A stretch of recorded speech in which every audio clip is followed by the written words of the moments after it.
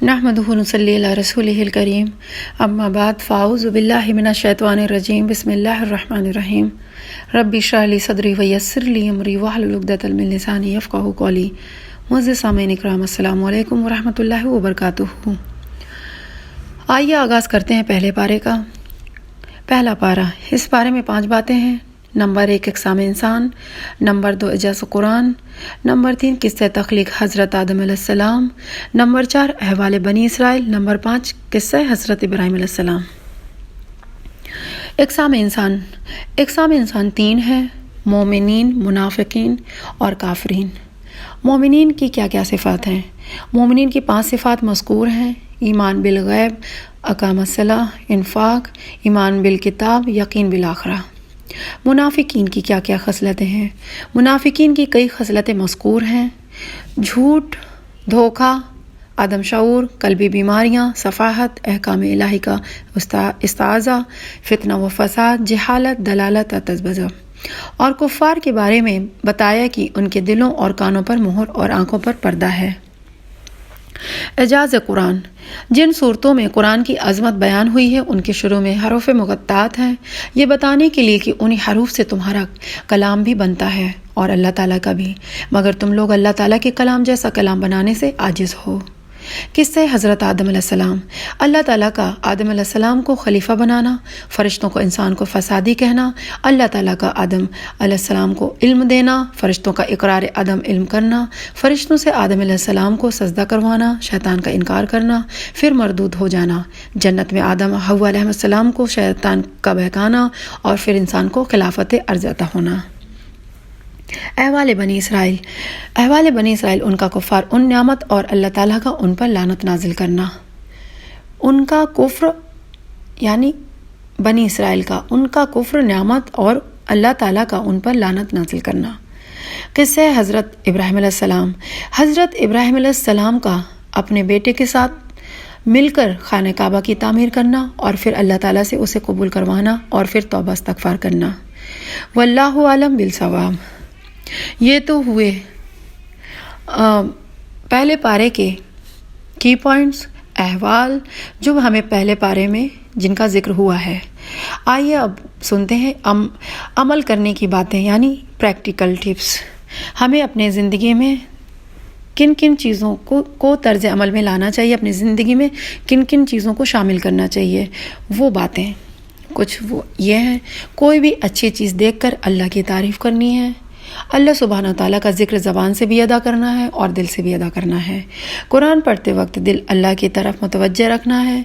इखलास के साथ हिदायत की दुआ मांगनी है, सीधे रास्ते की हिदायत। ईमान के साथ यकीन रखना है अल्लाह सुब्हानहू तआला के किताब पर और उसके अंबियाओं पर, उसके आखिरी रसूल पर, क़यामत पर, जहन्नुम और जन्नत पर। मुनाफिकून की कैटेगरी पर शामिल नहीं होना। झूठ से हमेशा बचना है, किसी का मजाक नहीं उड़ाना, स्पेशली अल्लाह सुब्हानहू तआला की किताब का, आयतों का और बंदों का। दुआए नूर पढ़ते हुए अल्लाह की नूर की दुआ मांगनी है। हमेशा हक के साथ रहना है, हमेशा हक में डटे रहना है। जिन चीज़ों को अल्लाह ने जोड़ने का हुक्म दिया है उसे जोड़े रखना है। रिश्तेदारों से सिला रहमी रखनी है, अगर वो ना रखें तब भी अच्छे इखलास से मिलना है। नाफरमानी की तो जन्नत नहीं मिलेगी। जो तौबा करता है अल्लाह उसकी तौबा कबूल भी करता है। सब्र और नमाज से मदद लेनी है, सब्र और नमाज से ज़िंदगी आसान हो जाती है। हर नियामत पर शुक्र अदा करना है, नाफरमानी नहीं करनी।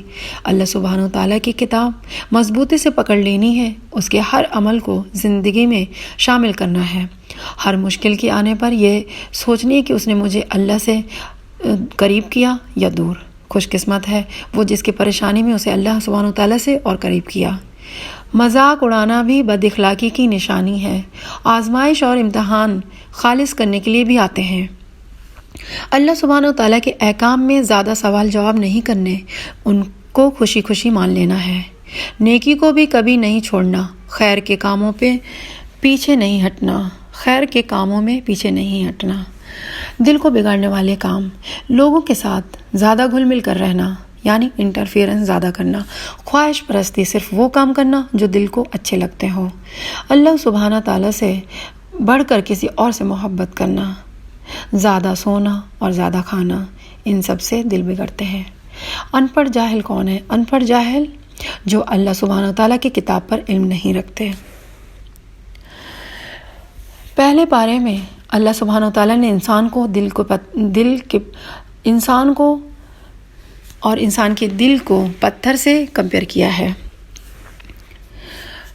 جن پتھروں کے اندر نہریں ہوتی ہیں وہ دوسروں کو فائدہ دیتی ہیں، بہتے ہوئے جہاں سے نکلتے ہیں وہ فائدہ دیتے چلے جاتے ہیں۔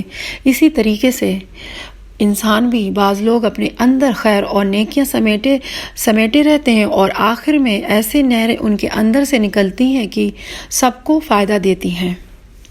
دوسرا وہ پتھر جو اندر پانی جذب کرتے رہتا ہے۔